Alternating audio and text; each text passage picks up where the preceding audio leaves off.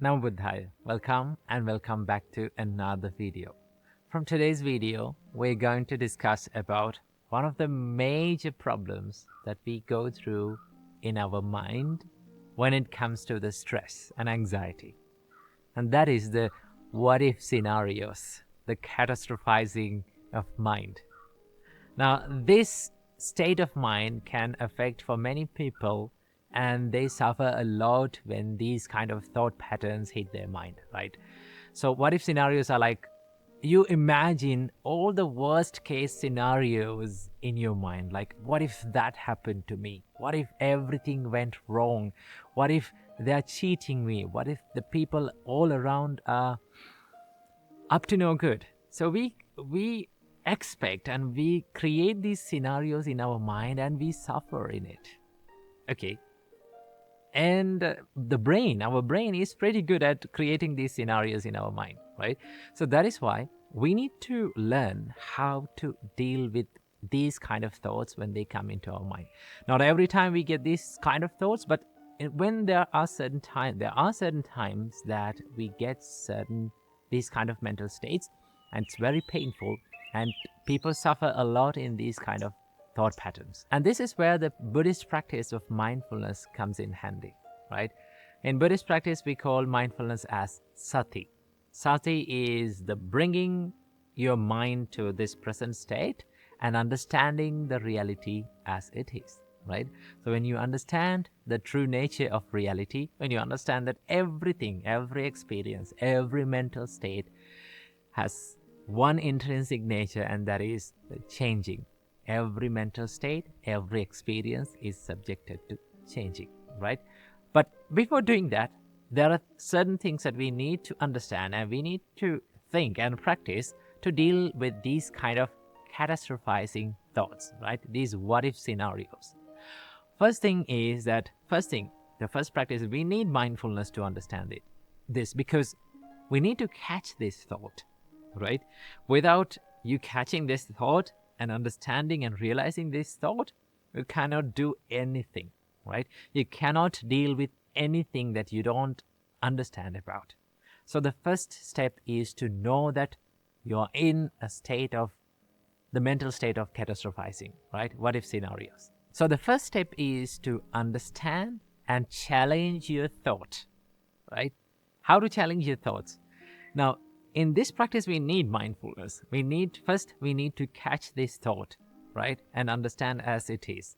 And then ask the question from yourself that, is this the reality, or is this just another distortion of my mind about the reality of the life, right? Because the mind and our brain can distort the reality in many ways. It can create many scenarios, but in reality, the problem is very, very little. Right? Sometimes there is no problem. I've seen this a lot of times in mind, that when we don't have much things to worry about, right? When the life goes smoothly, we worry about even about the little things in life. Okay? So that is why first we need to understand, is this reality, or is this another distortion of my mind about the reality? Right? When you understand this, when you come to this present moment and understand what reality is, then you find that there are very few things that we need to worry about, and many things, right? 99% of what we go through is just another distortion of our mind, right?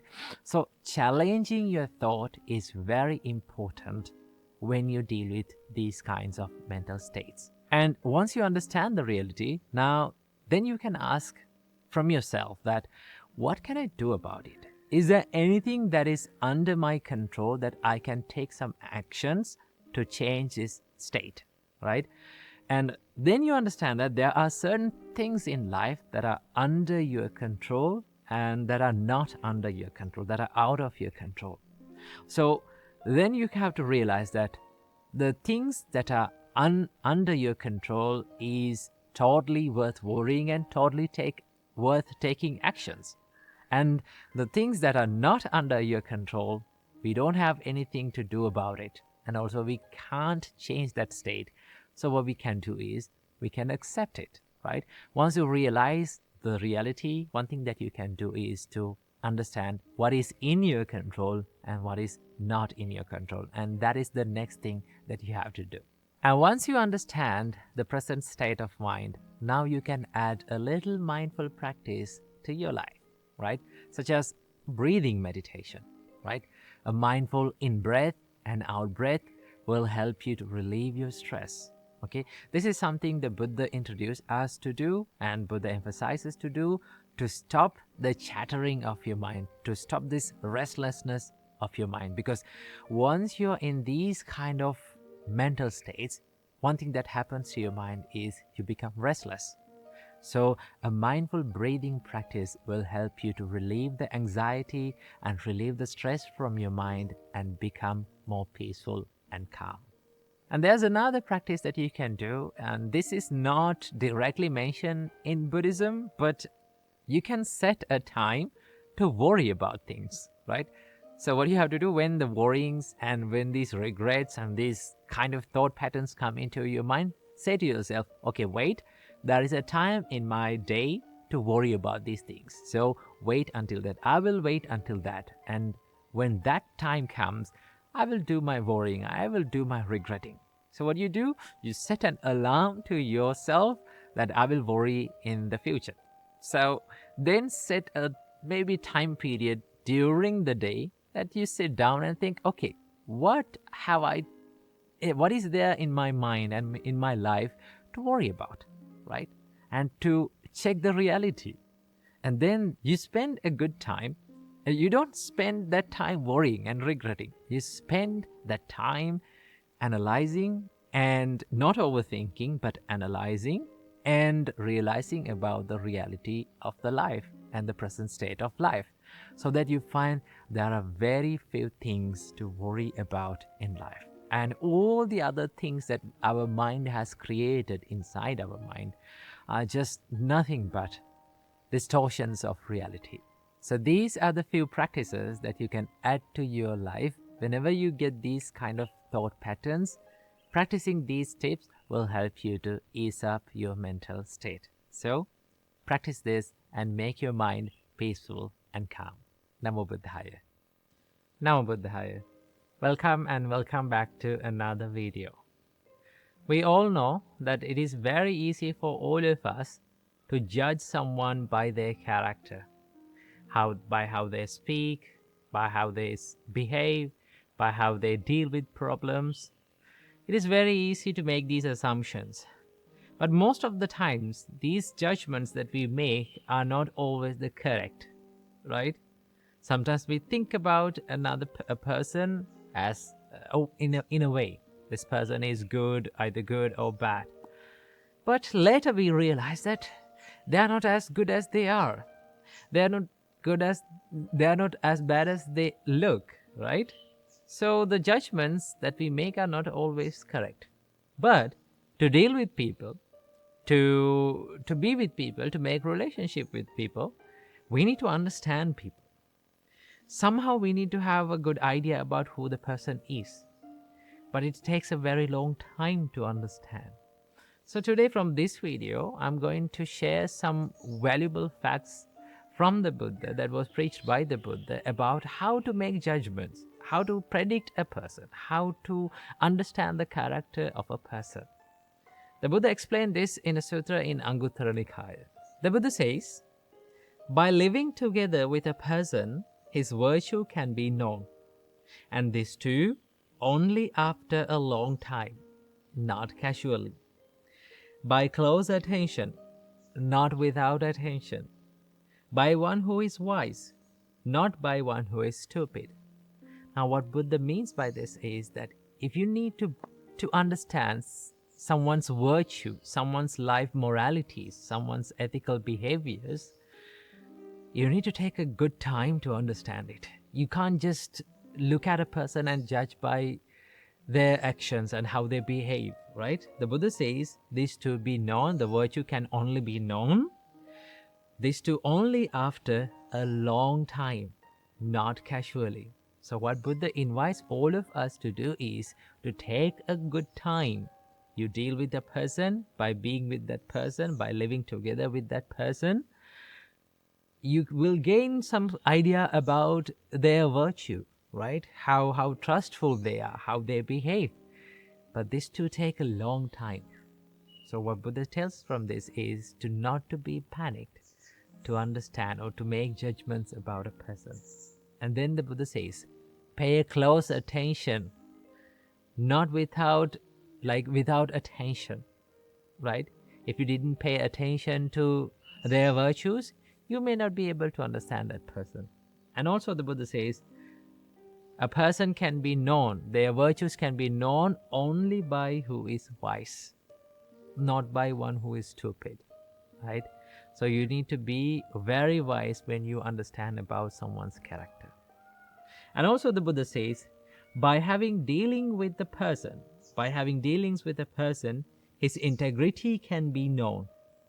And this too only after a long time, not casually, by close attention, not without attention, by one who is wise, not by one who is stupid. So the Buddha says their integrity, right, their character, how faithful they are, or how loyal they are, right, how trustful they are. Only you can understand about this after a very long time. And then the Buddha says about a special thing. The Buddha says, in misfortune or in misfortune, a person's fortitude, a person's patience can be known. And this too only after a long time, right? How to judge someone's patience? When they experience misfortune, when they are going through adversities, when they are going through difficult times in their life, only we can understand how patient they are, how much they have practiced this patience, how much courage and how much grit that they have in their life, right? But this also to what? You need to take a good time. It's not easy for all of us to understand about a person with a short period of time, right?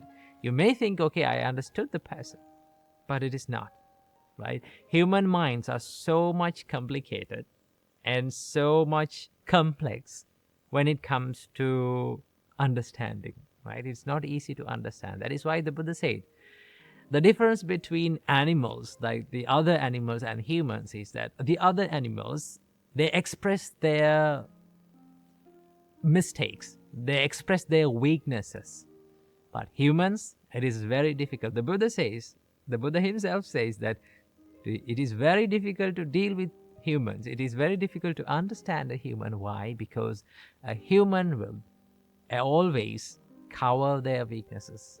They hide their weaknesses. So it is not easy to understand. So what Buddha means by all this sutra is that you can't judge a person by just casually. You have to take a good time.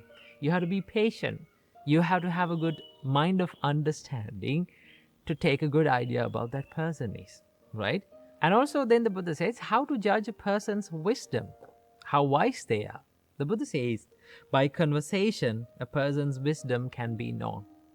And this too, only after a long time, not casually. And by close attention, not without attention. By one who is wise, and not by one who is stupid, right?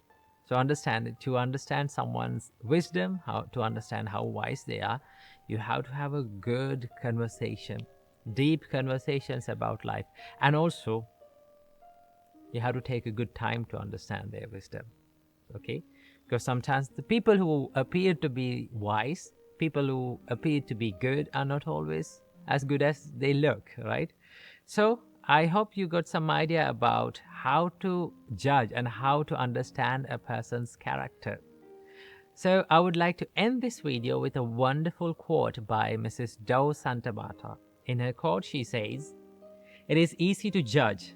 It is more difficult to understand. Understanding requires compassion, patience, and a willingness to believe that good hearts sometimes choose poor methods. Through judging, we separate. Through understanding, we grow." So, I would like to invite all of you to not to be too quick to judge someone, and do not judge a book by its cover. So take a good time to understand about people. Take care. Namo Buddhaya.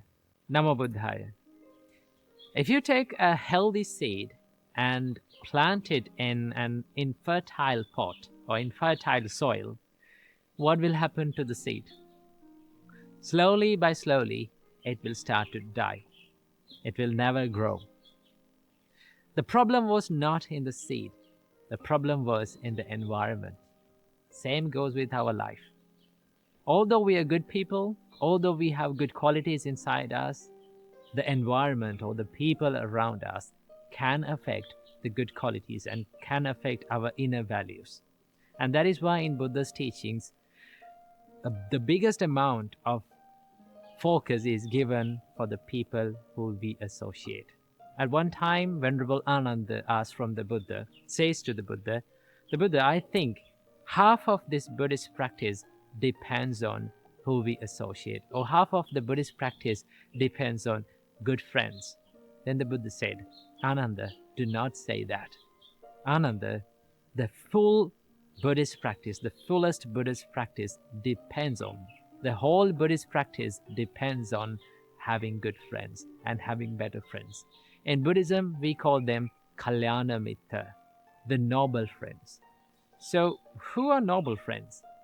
Noble friends are the friends who they direct you to do good things and to be a better person and to cultivate the inner values like love, compassion, patience, and practicing the Dharma. All these things, the people who help you to develop these things. So in the Buddha's teachings, having good friends around you is considered as a blessing to your life. The Buddha says this in Mahamangala Sutta. The Buddha says, Asevana cha balanang panditanang cha sevana etam mangala muttamang. That means, the Buddha said, do not associate with people with lower qualities. Associate with people with higher good qualities. Okay? Having a good association with people who have higher values and higher qualities will help you to improve in your life. And that is why in the Buddha's teachings, a major focus is given to the people who we associate.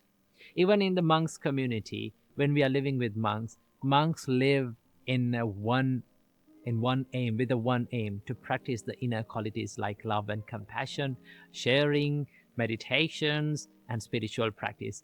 When you're being around such a community, it is very easy for you to practice it. Now, when I began the practice of the monkshood, it was a challenge for us to practice these qualities like meditation. For an example, it was very difficult to meditate in the beginning, but we had group meditations. That means our senior monks meditated with us. Okay, we were sitting with the senior monks and we were meditating, and we see from the beginning of our monkhood, we saw that our senior monks are meditating for hours and hours, and that inspired us to meditate.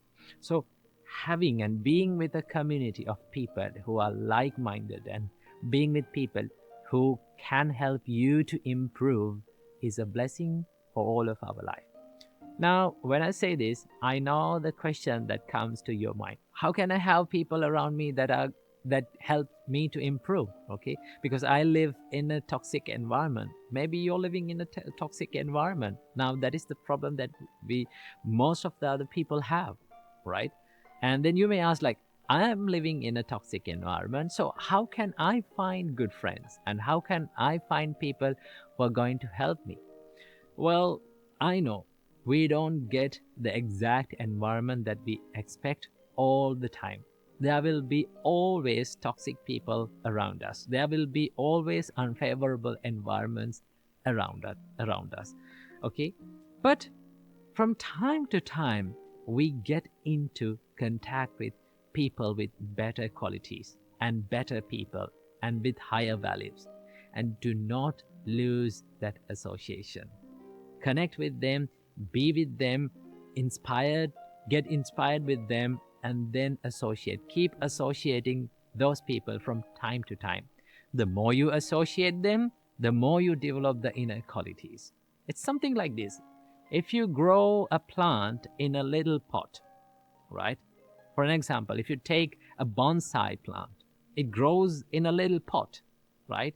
So the environment is limited, the soil is limited, okay? So what happens to the tree? It doesn't grow much, okay? It starts to grow slowly. But because of that is because of the environment, because that is because the roots are stuck in that little amount of soil. What will happen if just one root came out of that pot and got connected with the ground?